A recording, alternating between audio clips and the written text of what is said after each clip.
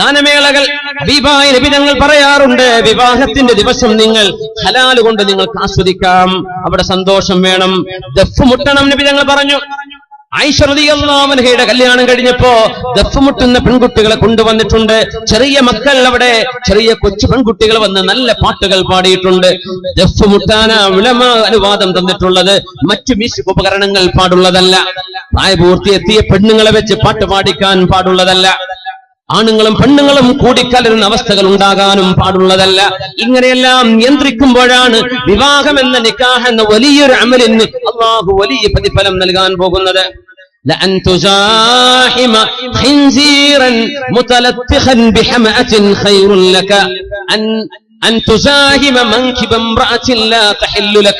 മുത്ത് റസൂലുള്ളാഹി സ്വല്ലല്ലാഹു അലൈഹി വസല്ലം പറയാണ്, വിവാഹം നടക്കുന്ന ദിവസങ്ങളിൽ അതിന്റെ തലേരാവുകളിൽ ആണുങ്ങളും പെണ്ണുങ്ങളും യഥേഷ്ടം അങ്ങോ അന്യോന്യം കൈകൊടുത്ത് ഇടപഴകി തൊട്ടുരുമ്മി ചാരിയിട്ടും അല്ലാതെയും ചിരിച്ചും കളിച്ചും മഹ്റമുകളില്ലാത്ത ആളുകൾക്ക് പരസ്പരം കാണലോ സലാം പറയാൻ പോലും പാടില്ല എന്ന് പറഞ്ഞ ഒരു ശരീഅത്തിന്റെ ആളുകളാണ് നമ്മൾ.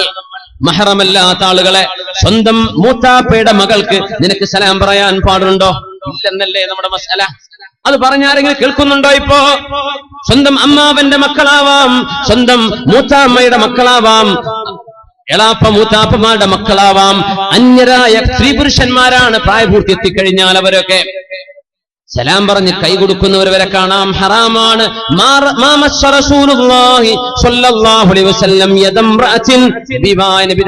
ഒരു പെണ്ണിന്റെയും അന്യ പെണ്ണിന്റെ കൈ നബി തങ്ങൾ തൊട്ടിട്ടില്ലെന്ന് മഹാദി ആയിഷത്ത് സിദ്ദീഖ റളിയല്ലാഹു തആല അൻഹ. പിന്നെ എങ്ങനെയാ ഫോട്ടോഗ്രാഫറെ നമ്മൾ ഉള്ളിലേക്ക് വിടുന്നത്? ഫോട്ടോഗ്രാഫർ അന്യ ആളാണ്.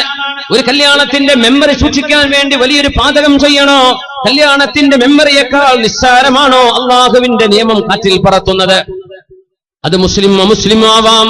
പെണ്ണുങ്ങൾക്കിടയിലൂടെ ഒരു പുതിയ പെണ്ണിനെ ഇരുത്തിയിട്ടും കടത്തിയിട്ടും നടത്തിയിട്ടും ഓടിച്ചിട്ടും പല രീതിയിൽ വിവാഹത്തിനുമായി ബന്ധപ്പെട്ട് വീഡിയോകൾ എടുത്തുകൊണ്ട് അന്യ പുരുഷന്മാരെ വീടുകളുടെ ഉള്ളിലേക്ക് കടത്തിവിടാൻ ലൈസൻസ് കൊടുക്കുന്ന വീട്ടുകാർ ആലോചിക്കണമേ. കടുത്ത പാതകമാണ് നമ്മൾ ചെയ്തുകൊണ്ടിരിക്കുന്നത്. അതുകൊണ്ടൊന്നും അള്ളാഹുവിന്റെ സഹായം അവിടേക്ക് വരികയില്ല. അല്ലാഹു സുബ്ഹാനഹു വ തആല അന അഹദു ശരീകൈനി മാ ലം യഖൂനാ. രണ്ടാളുകൾ ജീവിതത്തിലേക്ക് പ്രവേശിക്കുമ്പോൾ, രണ്ടാളുകൾ കൂട്ടുകച്ചവടം ചെയ്യുമ്പോൾ, രണ്ടാളുകൾ പാർട്ട്ണർമാരായി ജീവിക്കുമ്പോൾ ഞാൻ അവരോടൊപ്പം മൂന്നാമനായി അവരുടെ കൂടെയുണ്ട്.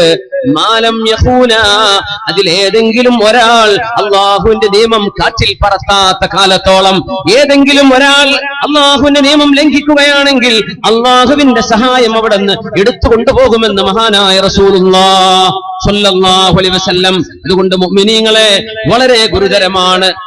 ഹബീബായ തങ്ങൾ പറഞ്ഞു, ഇയ്യാകും വദ്ദുഖൂല അലൻ നിസാ. നിങ്ങൾ പെണ്ണുങ്ങളുടെ അരികത്തേക്ക് കടന്നു ചെല്ലല്ലേ, പെണ്ണുങ്ങളുടെ ഇടയിലേക്ക് ഇറങ്ങി ചെല്ലരുത്. അവർ ചോദിച്ചു, നബിയേ അറഅയ്തൽ ഹംവ, കല്യാണം നടക്കുമ്പോ സ്വന്തം ജേഷ്ഠന്റെ ഭാര്യയുടെ അരികത്തേക്ക് പ്രായപൂർത്തിയെത്തിയ അനുജന് പോകുന്നതിന് കുഴപ്പമുണ്ടോ നബിയേ? പുതിയാപ്പിളുടെ അനുജനല്ലേ, പുതിയാപ്പിളുടെ ജ്യേഷ്ഠനല്ലേ? വിഭാഗങ്ങൾ കൊടുത്ത മറുപടി എന്താണ്? സ്വന്തം ഭർത്താവിന്റെ അനുജനോടുള്ള സമീപനം ഇങ്ങനെയാണെങ്കിൽ അന്യരോടുള്ള സമീപനം എങ്ങനെയെന്ന് നമ്മൾ മനസ്സിലാക്കാൻ വേണ്ടി ദീപിന്റെ മറുപടി നമ്മുടെ മുതഅല്ലിമീങ്ങളൊക്കെ പഠിക്കുന്ന ഹദീസാണത്. അൽഹംബു അൽ മൗത്ത്, അൽഹംബു അൽ മൗത്ത്, മരണം പോലെ ഗുരുതരമായി കാണണം നിങ്ങൾ ഭർത്താവിന്റെ സഹോദരന്മാരെ കാണേണ്ടത്. മരണമാണ്, നാശമാണ് എന്ന് പറഞ്ഞിട്ടുണ്ട് മഹാനായ റസൂലുള്ളാഹി സ്വല്ലല്ലാഹു അലൈഹി വസല്ലം. അവർക്ക് പോലും അങ്ങനെ ഇടപഴകാൻ പാടില്ല എന്ന് പറയുകയാണെങ്കിൽ എത്രത്തോളം നിയന്ത്രണങ്ങൾ നമ്മുടെ വിവാഹ സദ്യകളിൽ വേണം, വിവാഹ സദസ്സുകളിൽ വേണ്ടതാണ്. ഹറാമുകൾ ഒഴിവാക്കി അള്ളാഹുവിന്റെ പുണ്യത്തിലായി ജീവിക്കേണ്ടവരല്ലയോ നമ്മൾ?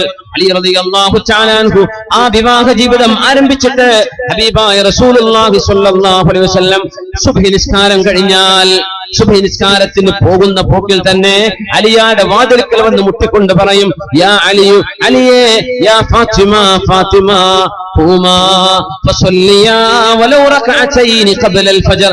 ഫാത്തിമ, അലിയേ, സുബ്ഹിക്ക് മുമ്പ് 2 റകഅത്തെങ്കിലും നിങ്ങൾ നിസ്കരിച്ചേക്കണമേ എന്ന് സ്വന്തം മരുമകനോട്, സ്വന്തം മോളോട് പറയാറുണ്ട് റസൂലുള്ളാഹി സ്വല്ലല്ലാഹു അലൈഹി വസല്ലം.